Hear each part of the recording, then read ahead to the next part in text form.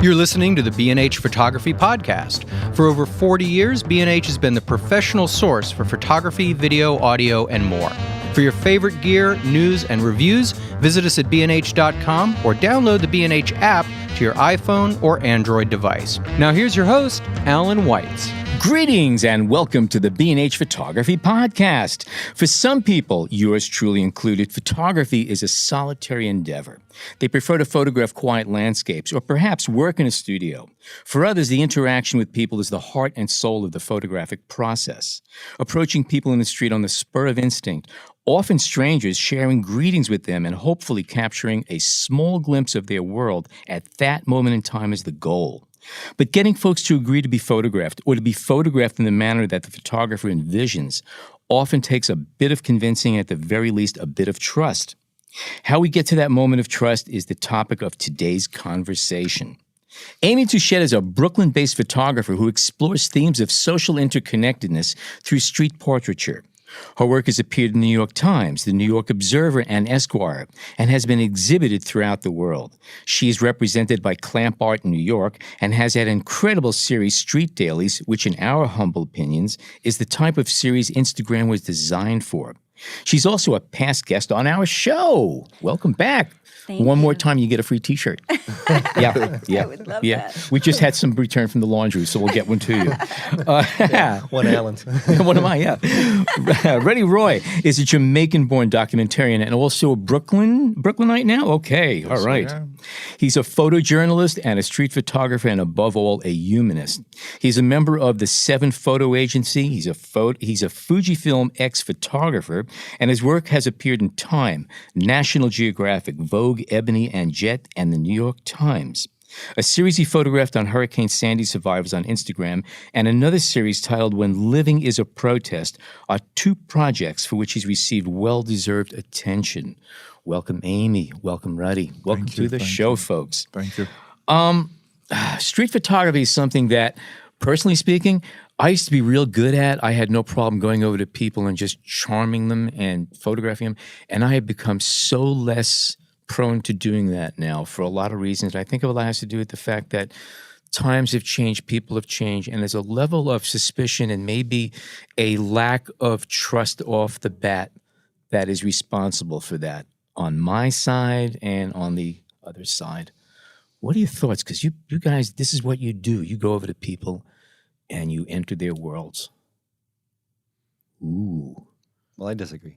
No, I it's think not about me, though. I feel like that's why it's more important than ever for me to have that experience with people, because there is a lot of distrust in the air, and I can't live that way. And actually, I photographed people with their permission and without, and various situations occur as a result. But most of the time, people are really fantastic, and if you have good intentions and you're not up to no good, you're fine. And actually, you're going to meet someone really that will teach you things and probably entertain you and like wish you well by the time it ends.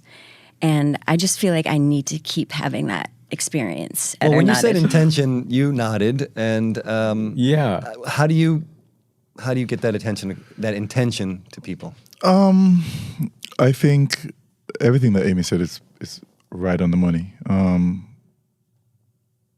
However, photographing on the street and finding pushback has always been home court advantage. I'm saying that to say, being a black man on the street, there's always the potential of distrust.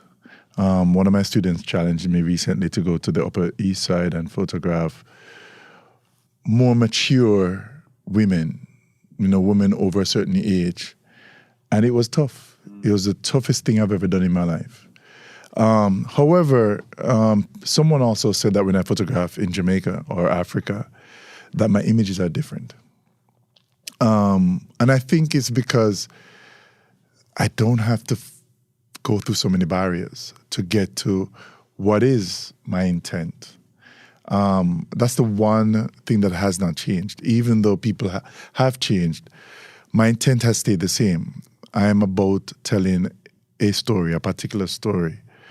And it's the same generic story that I've woven from Jamaica to Nepal, to Congo, to Brooklyn. And so, in a way, it nullifies the pushback, because white, black, pink, purple, Chinese, whatever we're talking about, when I say to you, I'd like for you to be a part of my story or this story that I'm telling, people become curious. They want to know, what is the story that you're trying to tell? Is that how you phrase it when you go over to people? I'd like to tell. I'm doing this series, or I'm doing this story that I'd like for you to be a part of. I like that approach. It's interesting, because that has to be an icebreaker right there. I mean, But do you say your story, or you say, I'd like to tell your story, to the people? a your story, A story. Yeah. a story, and I'd like for you to help me to tell that story. And did you use that the same approach you used on the Upper East Side, more or less? They weren't listening to me. I mean, they literally ran. I'm glad you brought this up, because John and I were talking earlier, and we're looking at all the questions. There's something that I have to deal with here, and that we're talking about street photography and approaching strangers, okay? And if you approach me out of the blue with a camera, okay? And I really can't say that now, because there's a warmth in your eyes, man. So it blows all these things. You would say yes. Okay, you would definitely do, okay? But having you first approach me and having Amy approach me, okay? All right, now, a Caucasian female and a black male, when you're approached off the bat, just the street instinct goes into play initially. I think that's a hard one to overcome. But I would imagine, and you confirmed that, you would have a harder time in many places than Amy would approaching people. Because just looking at the work that you both do, all right, I mean, Amy, you have a real mixed bag. You approach, seems, everybody, okay? But Ruddy, your work is more people of color. There are white people in there, okay? But it's less so. And is that because you have an easier time breaking through, or is that because you're shaking your head no? Please elaborate. It's where my palette is. Okay. I was asked the same question in Vermont, and it was a student, and I said to them, have you seen my work for the past 4 days? And they were like, not really. I said, go look. And they opened up their phone in an audience of maybe 80 people, and they opened up their phone, and the 4 days I was in Vermont, and there were white folks, and they were like stumped, and I go, I photograph where I'm at. It's a diary. I'm in Brooklyn, I'm in Bed-Stuy. Although there's a lot of new faces, but the story I'm telling is specific. And I have seen challenges where I'm like, do I want to tell a gentrification story? If I'm going to tell the gentrification story, I want to tell a particular gentrification story, because for me, gentrification is not 100% bad. With new faces come new resources, new possibilities, better schools, better. So it's not completely bad. So why would I want to tell a story that can be a half-truth? So the gentrification story is not my story.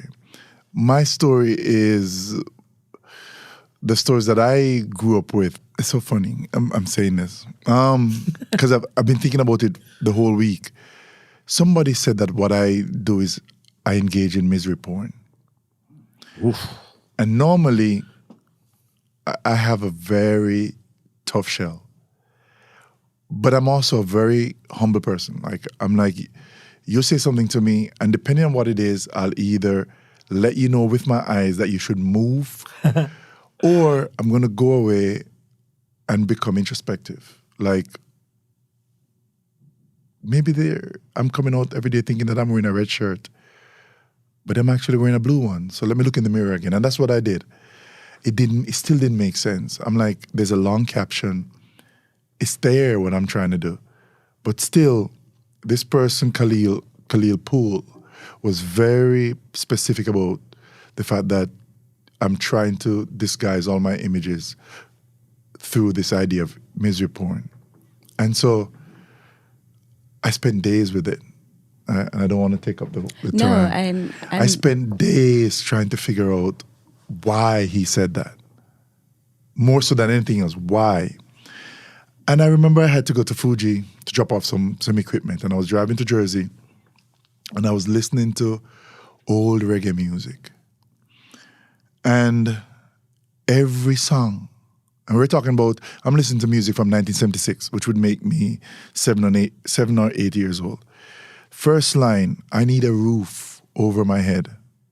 The next song, anything that Bob sings, Dennis Brown, do you know what it means to have a revolution? And I'm listening to, and I'm like, they're singing about misery. And if this is my platform, it is no wonder that I'm attracted to these images.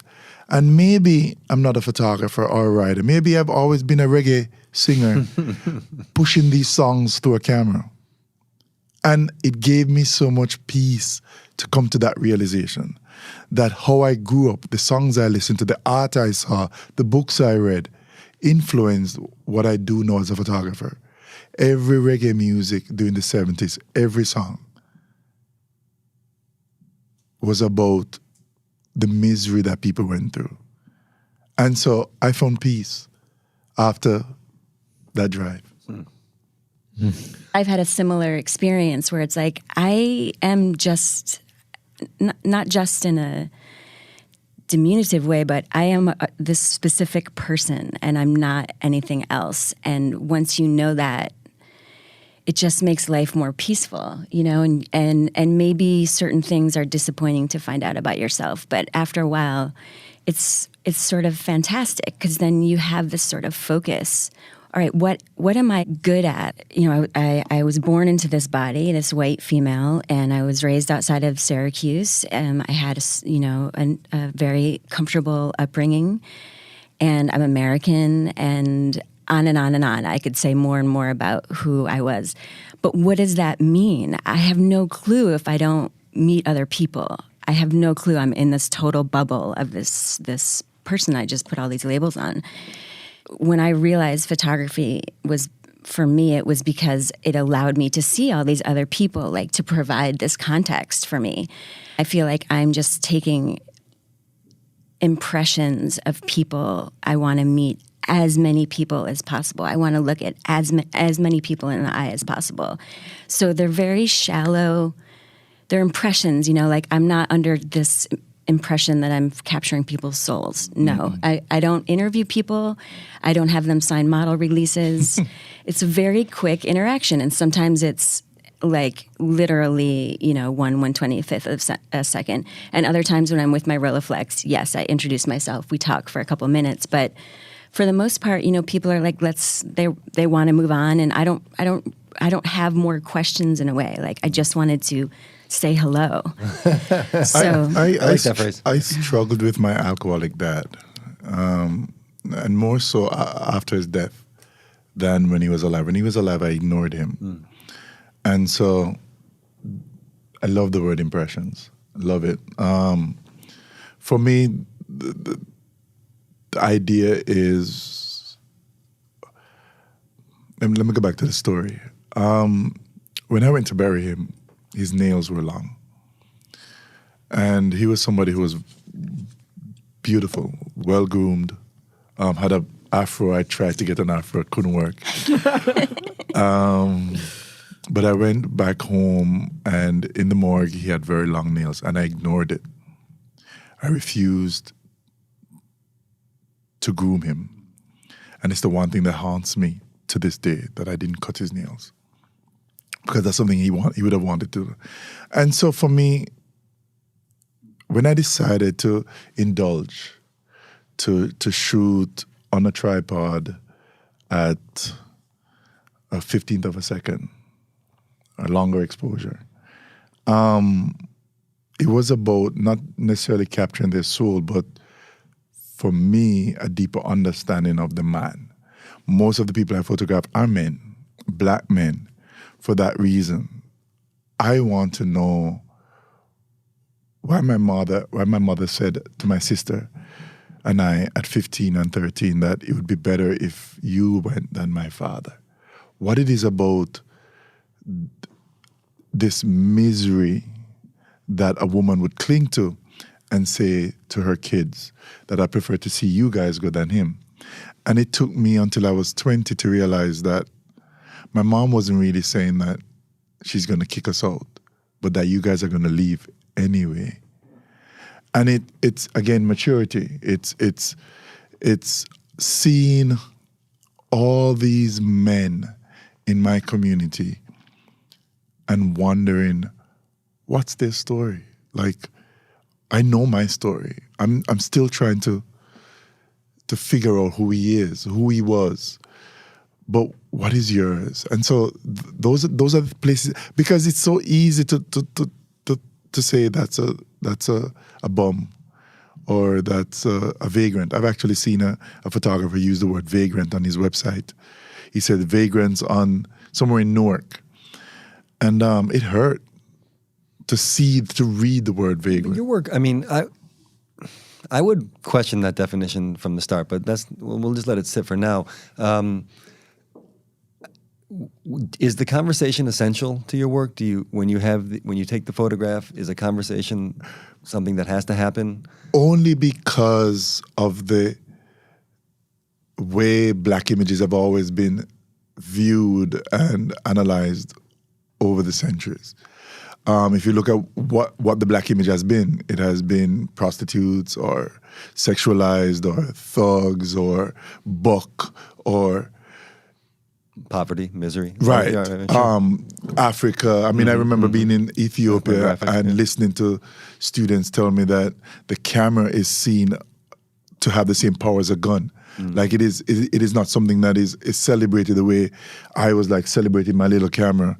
I walk down the street with a camera and Ethiopians look at it as the destroyer, the thing that labeled them for 30 years, the face of poverty. And so I need to say, if I'm going to take a picture of anybody in this room, it is important that I send it out dressed. And that's how I see it, as opposed to naked, like without the other. It's just something I've gotten used to only because of what the iconography of Black images. That's the only reason. Because I was thinking about this last night as I'm preparing for this talk. I did not grow up with images of there was no such thing called beautiful images of Black folk. I grew up around Black folk. I already saw beautiful Black folk. So when I came here, I had to learn that there is that tier called beautiful images of Black folk. It was just images. When I looked at images for the first time, it was Avedon, it was pen. I had to go seek out Parks and Roye de Carava. I had to go seek them out, and I had to find Deb Willis.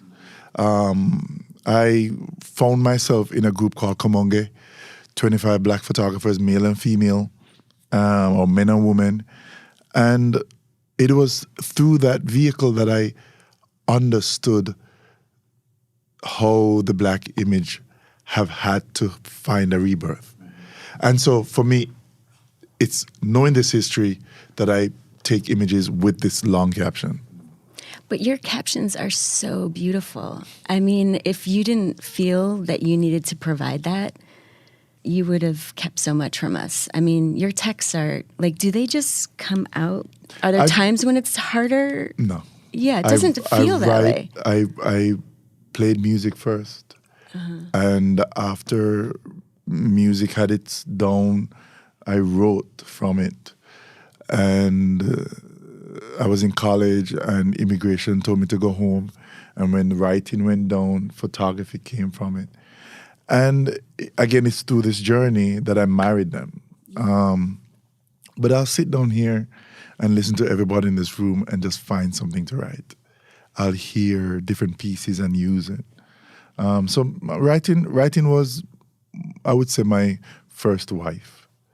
I was just going to say that I'm listening to you, and you are more of a person of words, verbal and written. And the fact that you have very good photographs to accompany those words is secondary. We say, in Jamaica, we say brata. Brata means extra, like gravy. Yeah. So, Yeah, okay. yeah. So the image is the brat. Is that fair to say? Or do you consider yourself a photographer first? I was in India doing an interview, and then this reporter looked at me and she said, I don't consider you a photographer. And I immediately sat up in my chair because I was ready. She goes, no, I see you as a writer who takes pictures. Yeah. Well, Amy, you were a writer or are a Yeah. writer I to some am a degree, writer. but Yeah, you that's don't- right. You don't. But I mean, I What's- wasn't. I was, of course, thinking about this in terms of my experience. But I have a really hard time with captions, and so that's why I appreciate so much what you do, because we often have to talk about our photos, or we often need to provide text for various reasons, and I always start at ground zero. I'm always like, okay, what? I mean, there's so many things you can say. But for me, yeah, photography is just like, it speaks my language better than words. Let me jump back to what Alan was asking Ruddy, and ask you the same question, because you often work in neighborhoods of color, of Hasidic neighborhoods. Do you find the same problems that Ruddy spoke about in the Upper East Side? How do you break the barrier? How do you photograph a lot of Hasidic people, Orthodox Jews, and they tend to be more insular and do not like being photographed. They're not quite Amish, but there is that thing about it. Yeah. Yet all the expressions on their faces seem to be okay. I've seldom, if ever, seen one of your pictures of any other ethnic group, where there's a look of suspicion in their eyes. It seems to be okay. Yeah, well, I mean, pictures are just fleeting moments, Yeah. right? So you can decide that how they feel from the picture I show you, or that could be a total lie to what the person was actually feeling. But no, I mean, this is something that is so at the fore for me as a photographer right now. I don't photograph to hear myself talk. Like, I'd much rather shine the light on other people. I basically have nothing to say, like a lot of my friends are ear benders, it's like not by accident. And in the same way that like listen with my ears, for me as a photographer, it's like listening with my eyes and listening with my whole body. Like, there's like vibes in the air, if you get used to trying to sense them, then like they're everywhere, and it's a really interesting place. I have a question for both of you. You could fight it out for who answers first.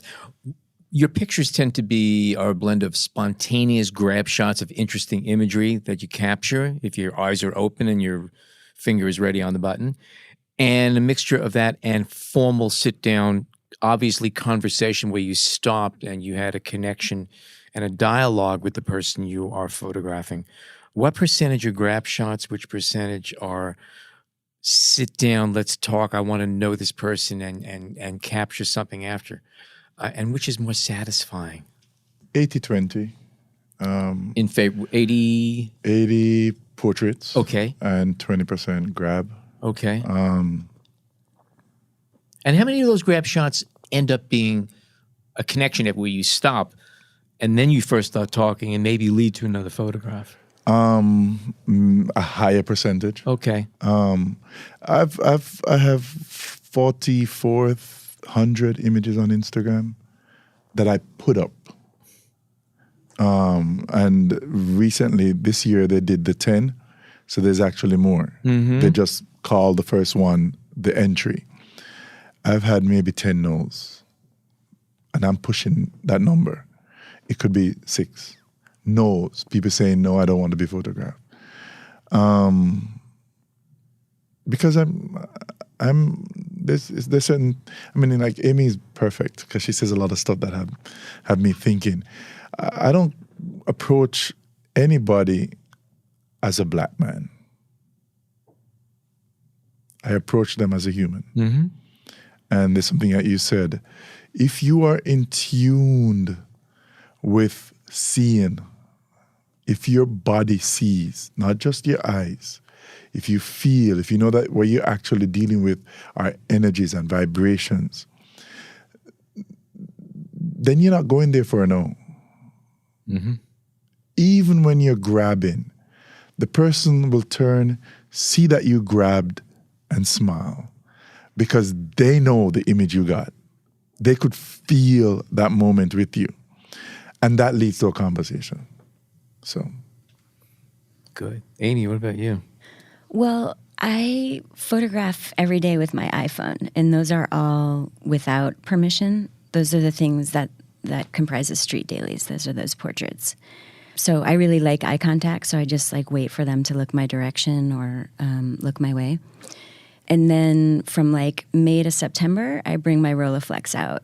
I've just like started working with the seasons, I don't know, maybe 10 years ago, and it just really works for me. So from May to September, I'll engage with people, but again, it's like 2 frames, you know. For one, I'll give them slight direction. For the second, I'll give them maybe a little more, but usually I kind of let them present how they want to present. Do your tools direct the nature of the photograph? Absolutely. So after, let's say you've taken one with your iPhone and the eye contact's been made after the photo, what do you say? Or what do they say? Or what? I mean, I usually say nothing. That's that kind of street photography, you know, like it's more of a traditional approach where you don't really have that contact. If you have that contact, you're more of like a portrait photographer. But don't you feel when the eye contact's been made that there, even if you don't say something, there has to be some recognition that you took the photo, whether it's just a smile or not necessarily. Not at all. People are busy, man. They're not, you know, and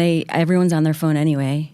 Some people don't know I'm taking a picture. They don't know if I'm taking a selfie. This actually gets me back to Alan's first point about trust and this idea of the phone. Obviously, phones being everywhere is maybe a favor for street photographers because we can get away with things. I think I should jump in here and tell Amy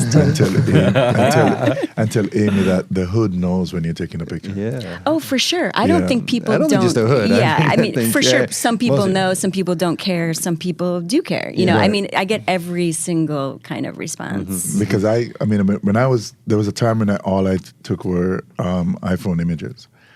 And I don't want to say it became too easy, but I started to develop ways to take images surreptitiously, just like, and I remember this dude, when I said dude, you know what I mean? Like, he was like, I know you took my picture. And I'm like, how you know that? And at the time I didn't. I was trying to. Yeah. I was waiting for the moment. And he goes, and he actually used the psychology. He said, people who know when they're in this neighborhood, when your phone is up, they cover the camera with their finger. And so any uncovered camera, we know that you're taking our picture. And so I was like, street lesson. Yeah. Good to know. That's fantastic. Mm-hmm. Well, that's why the Rolleiflex, that's why I like working with both of these tools, because some places it's more appropriate to use your Rolleiflex, you know, and I would say Bed-Stuy has been one of those places, except I feel like there are just so many pitfalls for me in these conversations, but except for like the Hasidic community, like there are communities, also the Polish community in Greenpoint, they would not let me take their picture with my Rolleiflex, and I ask, and I'll continue to ask, and so I take it with my iPhone. Have you said, okay, you know, a year has gone by, I've gotten a bunch of no's. Let me try something different. I guess what I'm trying to get at for is sure, kind of back yeah. You're always sort of refining that talk and your script, or the vibe you bring. Yeah, you know, like I'm always refining that, and it's always a new situation. It's always a new day, even if it's a neighborhood that you're really familiar with. Everyone is new. Every person is a new person. You know, so. Let's say you're walking down the street and you see somebody on the other side of the street, and you want to take that picture, or you want to get that person's story. You want that image. What do you do? I mean, what? And I understand the idea of vibe, eye contact, body language. All these things are part of it. But how much of the process is conscious? How much you say, okay, I'm going to go take this picture. Let me get ready. Let me think what I'm going to say. Get into character. Whatever you want to call it. I mean, is there something that you guys can talk to about that? Go ahead.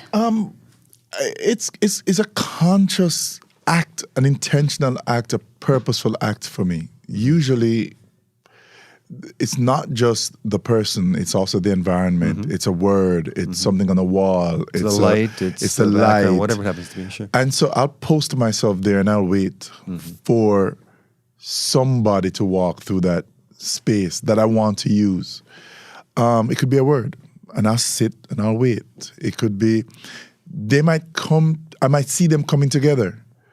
And I do that. If there's such a thing called a skill, outside of listening, looking, one of the things I do well is I can reference an image. Like, I know that Avedon did it, so let me walk 10 miles away from it. I can see it coming. Or Winograd did it, but I can push past the border that he had it and push through. And so I'll see these two images coming together and I'll race over. And I'll know exactly when to go, and I'm done. And I do that almost every day. Like, but there's also certainties, like waking up on Easter Sunday, seeing my two boys playing the video game, and going, I could never get away with this at my house. Like, Easter Sunday was reverent, and I was wondering, should I teach my son the Easter story? And I watched them playing video games, and I remember walking out of the house. I'm going to go look for an Easter picture.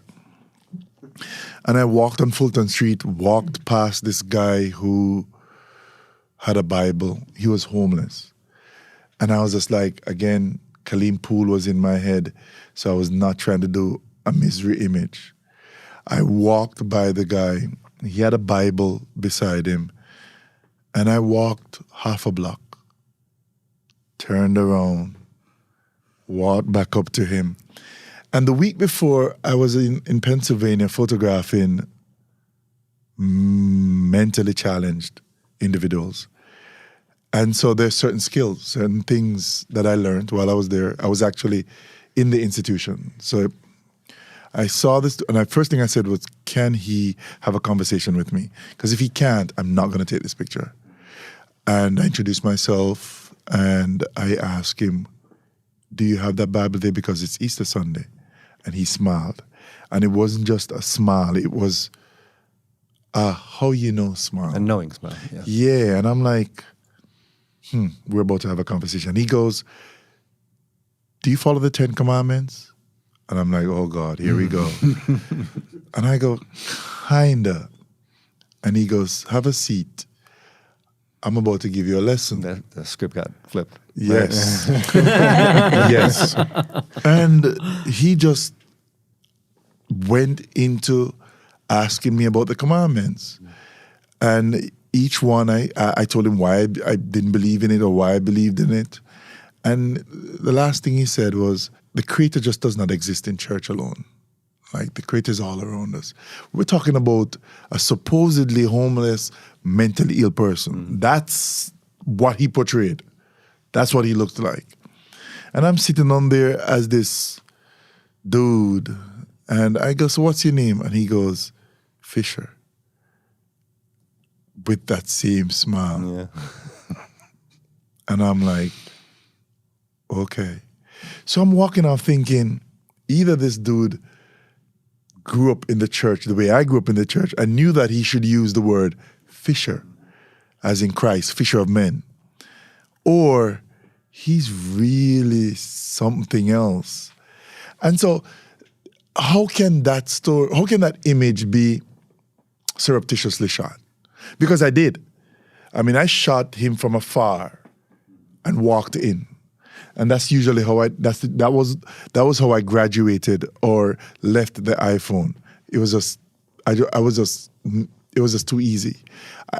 And it took away a skill that I want to always have. And that is, I want to have this conversation. I want to be able to put my camera up and be able to comfortably take the image without the looks, And so I photographed him from afar and walked in with the camera, and then sat. And from that to that, I think, is the lesson.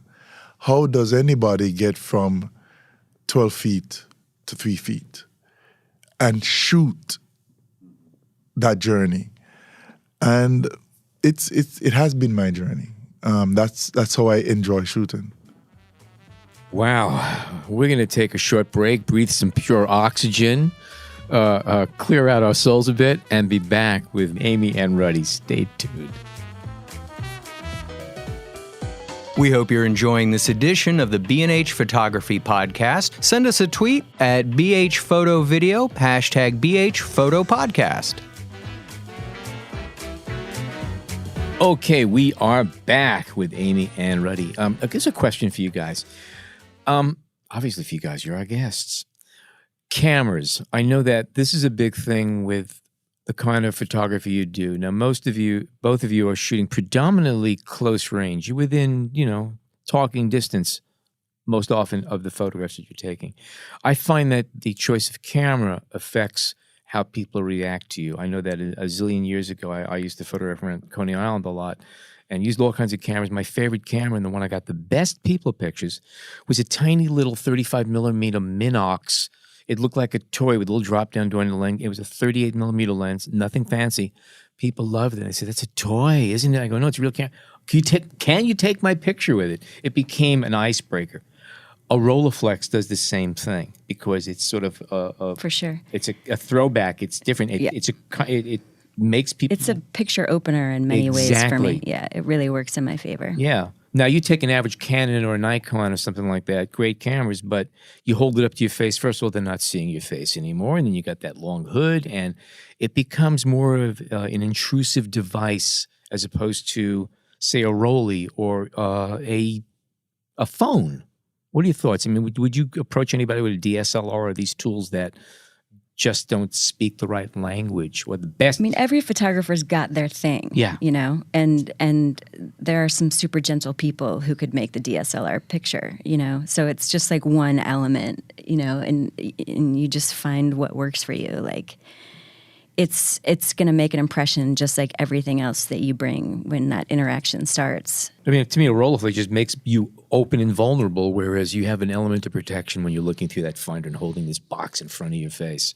Well, I feel when you have your camera out, you have it around your neck, half of the conversation has already started. If you walk up to somebody, they generally know what your what's intention up to. is. Yeah. So breaking out the camera is another hump you got to get over. So do you guys carry your camera? I know with your iPhone, it's a different story, right? Because usually it's in a pocket. Yeah, usually my iPhone's right here. Right there, I kind of walk around with it in my palm because like it's there for those in-between moments in my mind. Like that's what it's so good for. Like when but I also, the Rolleiflex experience like really balances out like all of like those qualities of the iPhone that you were just talking about, Ruddy, are so there for me too. I know exactly what you're talking about. Like there's sort of a shallowness, there's an emptiness to photographing with an iPhone that I feel like I really need to counter with my Rolleiflex. I love that it's there and it can be surreptitious. I love that. I use it for that. But it's super fleeting. It's pretty much like I only really look them in the eye in the photo. Like I have this memento, For me, like this conscious and unconscious like approach, like of course, like Ruddy's just such an amazing, like righteous guy with this huge heart, and he wants the story, and it's just like super lovely. For me, it's more like I think Joel Meyerowitz described it as like waves coming crashing down on you. So I have more of like a unconscious approach because I'll stay on the side that has the lighting that I prefer and just keep walking.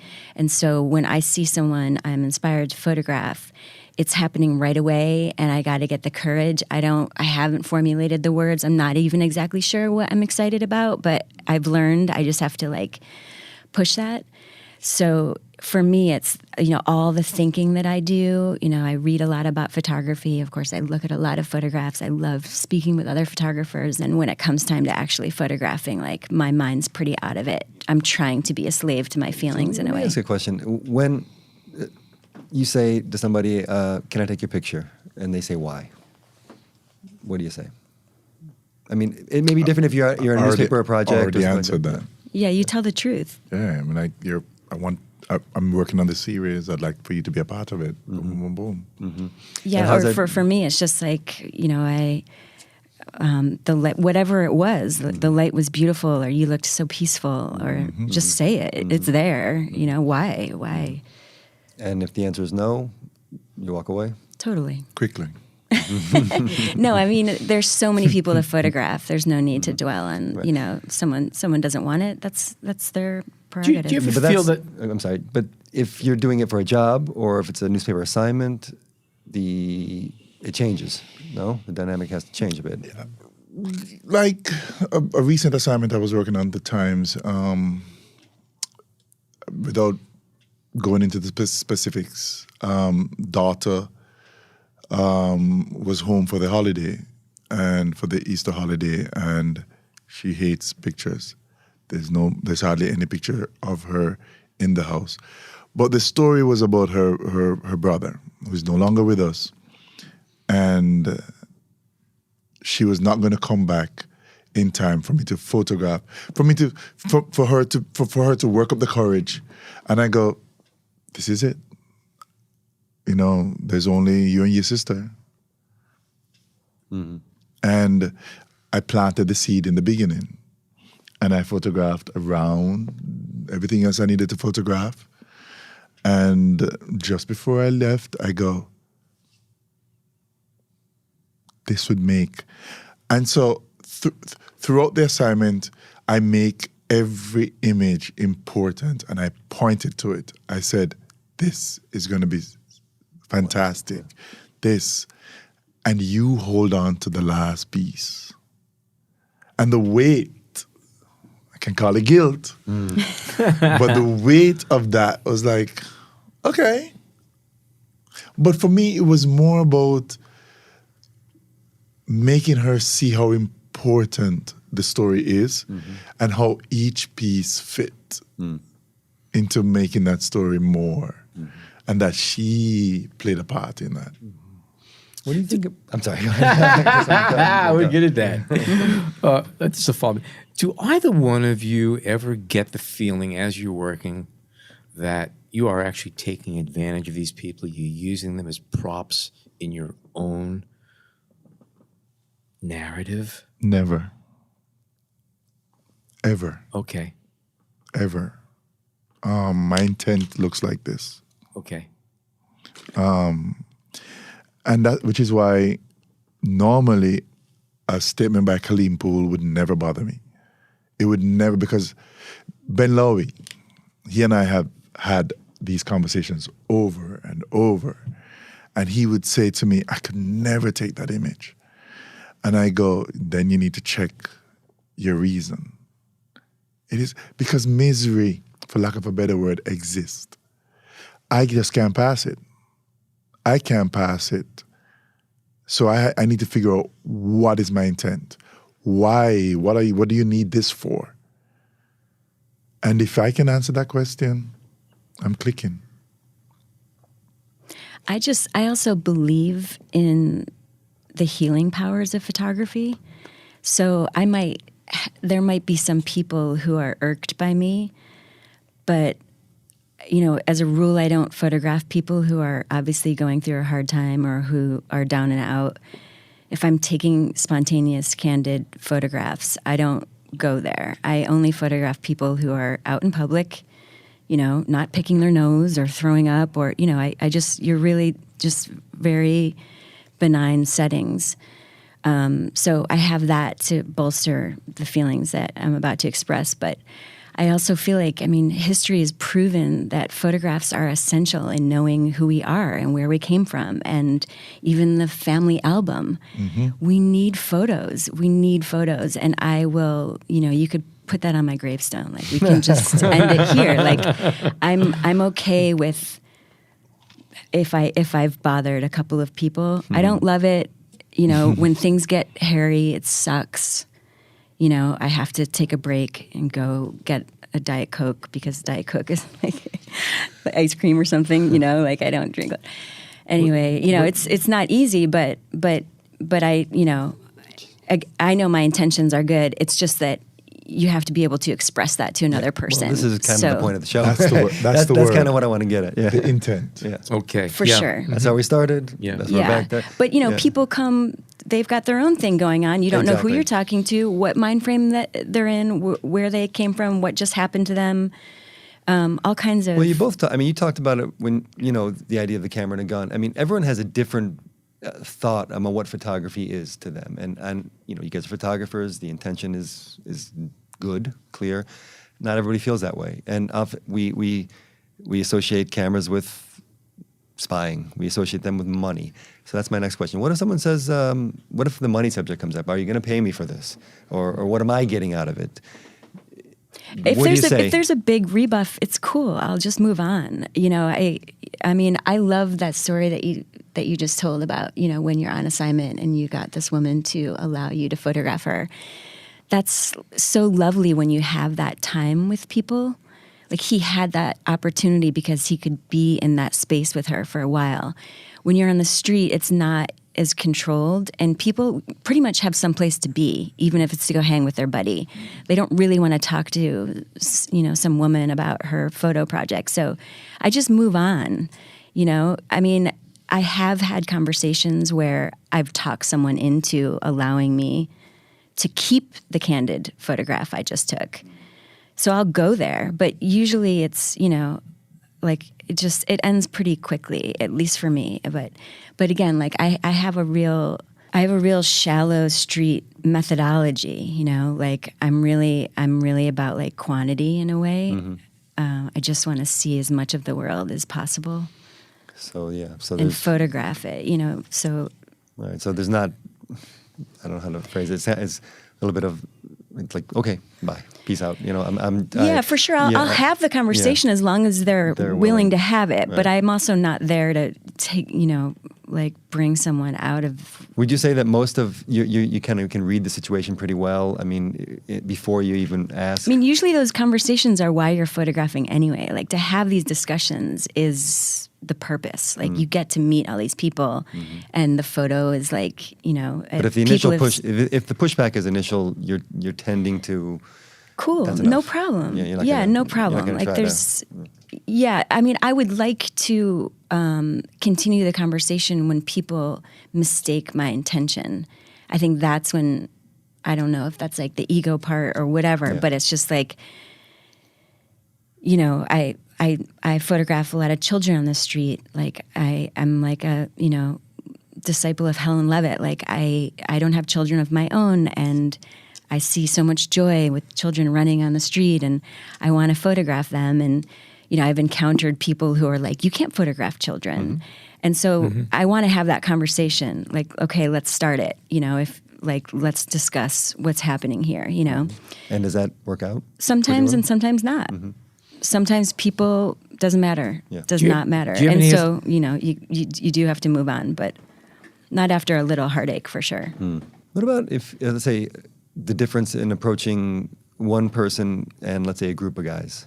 I mean, do you handle it differently? Do you try to find the one person who you feel you can communicate with in order to get the other folks there so you can get a group shot of some sort? You answered the question. Okay. You find the one person that you know that would influence everybody else.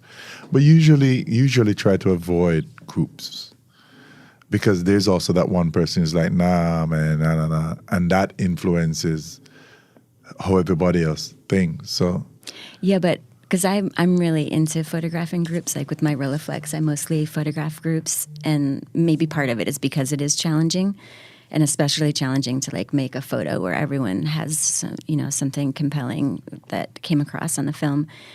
But it can also work in the reverse, because that one person who's like, nah, and everyone else is in it, then he or she's over on the side and everyone else is like, yeah. Because a lot of people like to be photographed. They feel seen. And whatever, we photograph ourselves now more than ever. So people are really keen on how to present And, that's just like another level that the photographer has to get through. But at least you got willing subjects, maybe a little more so now. And so then I've seen those people kind of like enter back in. I'll always give them one more check. Like, you sure you don't want to get in this photo? You sure? What about when someone agrees to take a photo and then they pose for you, and it's not the pose that you were thinking? Is there a method you might use to kind of encourage them back to what you originally saw or felt? Like Amy, I might have an initial, don't move your head this way, and then after that initial, I usually just allow them to present. I just photograph somebody who posed the entire assignment, and what I ended up doing was I had to find moments between the posing, like I would drop the camera, but still have it here. And as soon as they drop their guard, I go, and then they'll pop back as soon as they hear the click. Or you just tell yourself that this is going to be one of those situations where the portrait is not the image. It is when they are engaged in whatever else that they're doing. And then you find the portrait within those series of images. But yes, I have worked with people who they're so in tune with the camera that as soon as the camera goes up there, they're in model mode. Well, one of Avedon's tricks, I knew somebody who was an assistant of his. He would have his subjects walk in, step out onto the cyc in his studio, wherever they were shooting. And he would sit in front of the camera alongside with a cable release in his hand. He would say, we're just going to be doing some checking, some lighting before we start. And he said, just relax. And that's why a lot of his pictures, his subjects are just in very casual, unguarded moments because they were just checking lights. And then he would say, okay, we're good. And they say, we did it. We're done. We're done. And that was one of his ways of doing it. Don't let them know you're shooting. Don't even tell them.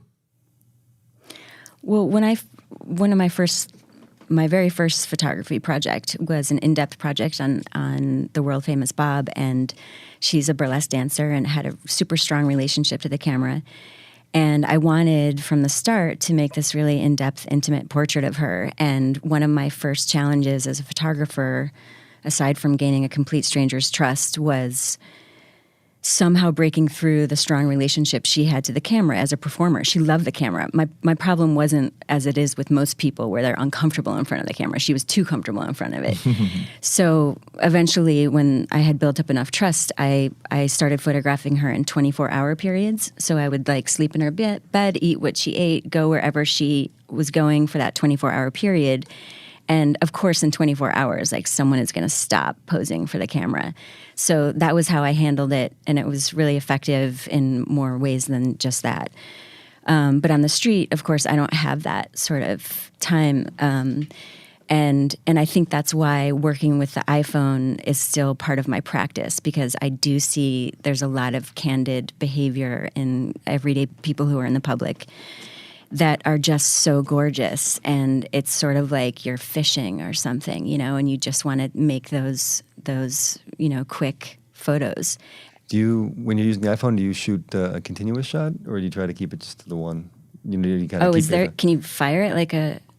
You can keep it that way. Oh, yeah. Can you? Oh, yeah. No, I didn't know that. It's just a one shot, yeah. Yeah, I have an iPhone 6 SE, so it's still the small one, so I don't have the super duper lens. Maybe that's for the pluses, the 7. You can just keep your finger on it and blast Yeah, that would be a nightmare editing wise. I just can't deal with that's I don't think in terms like that. But I will. So. I would do this, because you don't know. Well, you can. Just hang?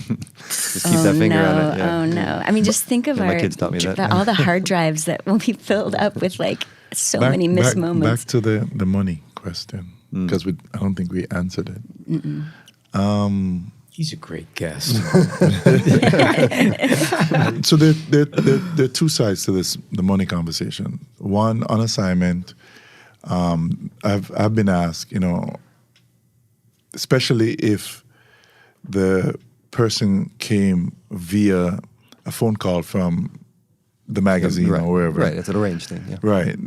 They're, am I going to be paid? And I usually say, for credibility, we cannot pay you, because then to the audience, your reaction is because you were paid. And that usually, the other side of the money conversation is when I meet somebody who desperately needs money. For instance, some of the guys I photograph, people ask, do you give them money after? And I'm saying it publicly, yes. I consider it sharing my lunch. I consider it tithing. I consider it just basic feeding another human being. But you might do that even if you didn't take the picture, though. So I don't even have to take a picture. Yeah, right. That's a different thing. And one of the things I'm also doing is if I'm going to give you the money, I don't want the picture. And I used to, when I was shooting with my iPhone, I had a thing called a dollar portrait. And it was me, I have to admit, selfishly trying to keep my dollar. Because I knew people would say, no, I don't want my picture taken. So I would go, I get to keep my dollar. And I just, and again, when you're working, there's something in you that allows for the human to be different. Because now I'm like, an average meal is $10. I cannot eat today. And sometimes I'll buy somebody a lunch and not eat. I don't buy you lunch and then go eat. I make that sacrifice count because I also have 2 boys and they have to eat. So I can't feed 2 boys and you. I'll be the one that don't eat lunch today. And that's how I live. I mean, the money, people always ask, is it ethical? Well, it's ethical for me to live within a community and to help, to be a part of that community financially, not just take an image and tell people that I'm using this image to speak on behalf of a community that is plagued with poverty. No, part of that, I think, is the responsibility and the obligation to ease, even if it's a day. Mm-hmm. Well, I find some people, and this is separate from whether somebody clearly needs money, they'll throw that out as a way to either test you or to push back or, are you going to pay me for this? Or, and then, I would often say, well, no, I'm not going to pay. Right. If it's an image I need, if it's an image I want, and especially if you're going to talk to me, there's so many ways that I've done this. I've actually given the person the money and say, you can walk away. Yeah.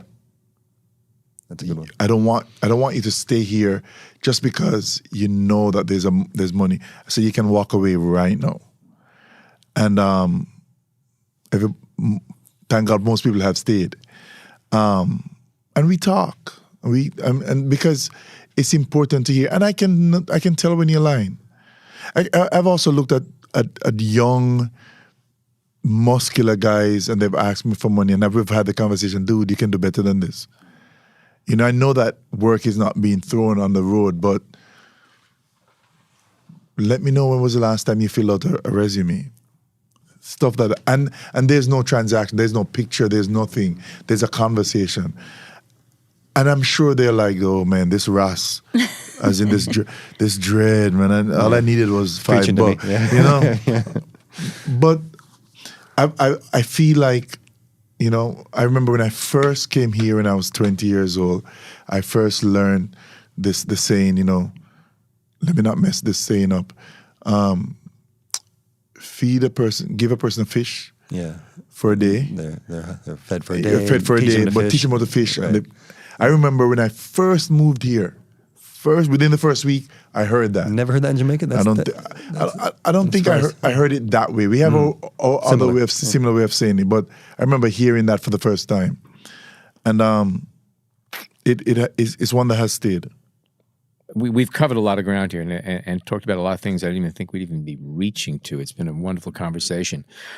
From each one of you, parting thoughts to our listeners on street photography, if you had to give them one piece of advice of how to approach a person, how to carry yourself, some nugget of something to walk away with. What's your takeaway from this? if you want to really go in and connect with people? I'll give Amy last talk, so I'll go up first.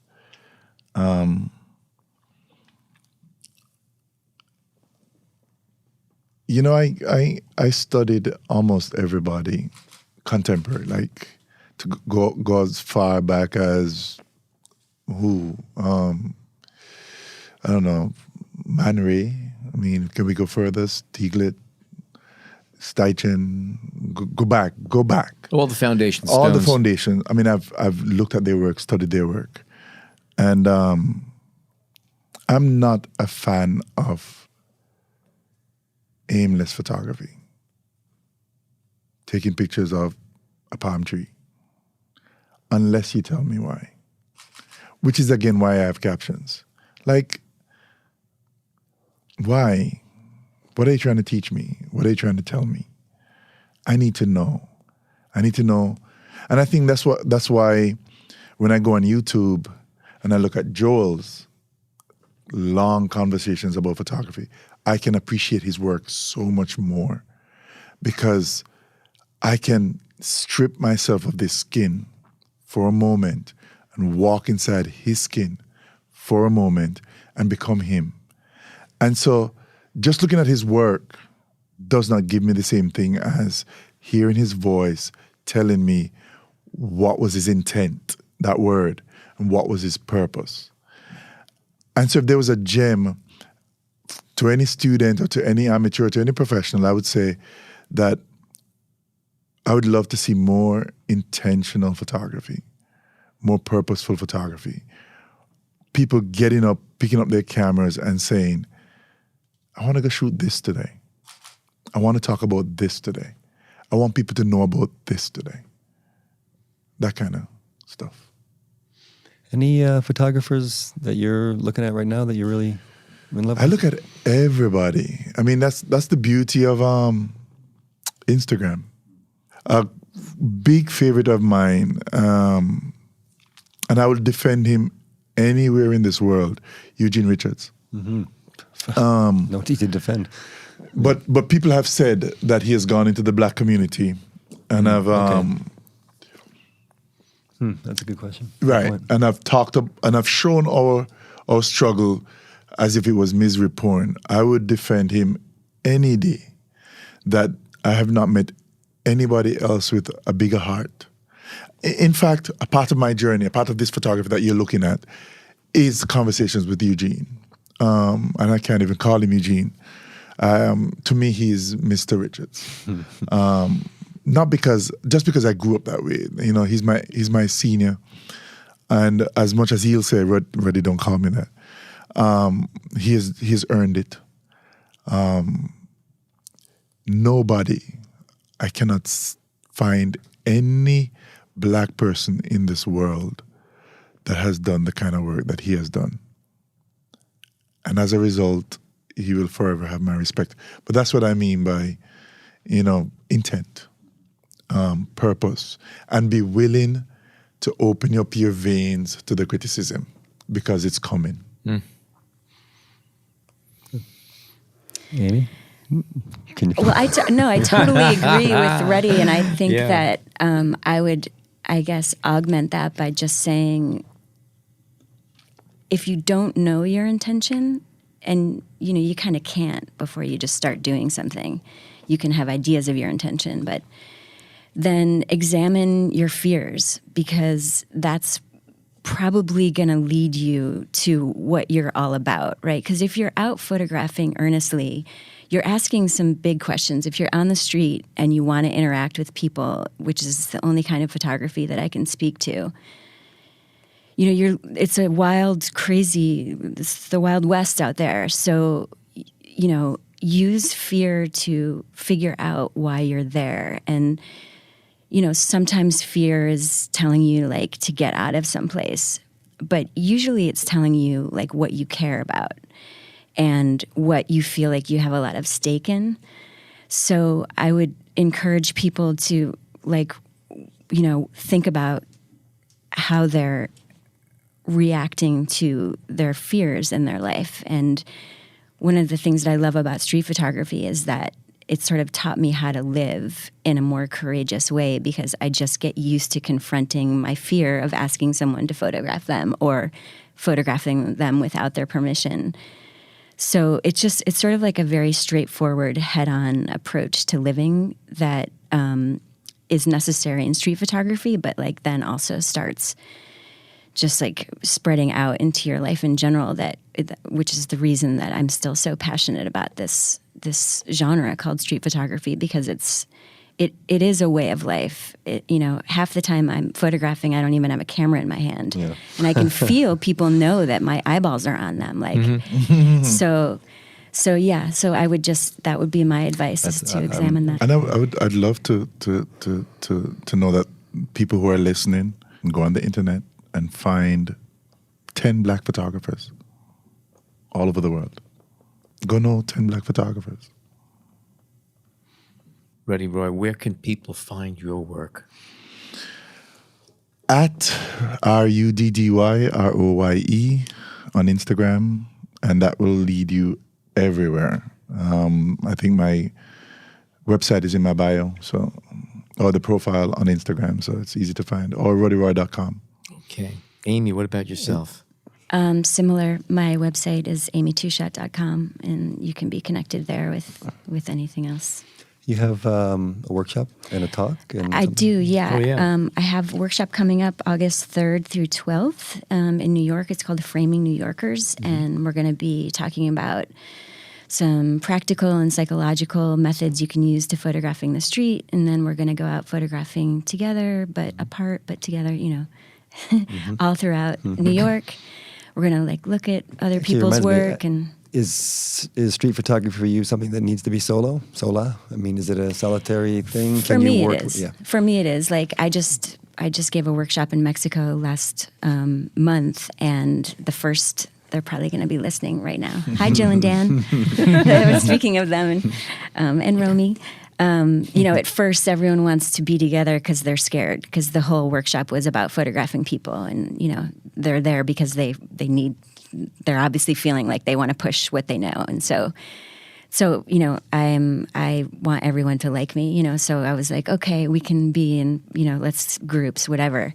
For me, because I was ready to unleash. There were photographs everywhere in Mexico, so I was just like waiting for that time when we could stop talking and be photographing.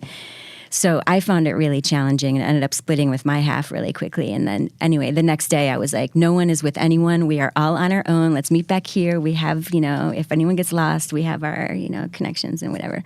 And Ruddy, any exhibits, anything coming up in that sense? Exhibits at Goucher College on the 28th and the 29th. Actually, it opened yesterday, but I have a talk on the 28th and the 29th. I have a talk at Pratt tonight at 6. Or if you're listening to the show, he did have right. Right. And that's about it, I think. Okay. All right. Thank you so much. Thank you. I guys. loved hearing Please. from you all. Thanks to our guests, Amy Touchette and Ruddy Roye. Go to their websites, check out their work. And on behalf of Amy, Ruddy, Jason, John, and myself, as always, thank you so much for tuning in today.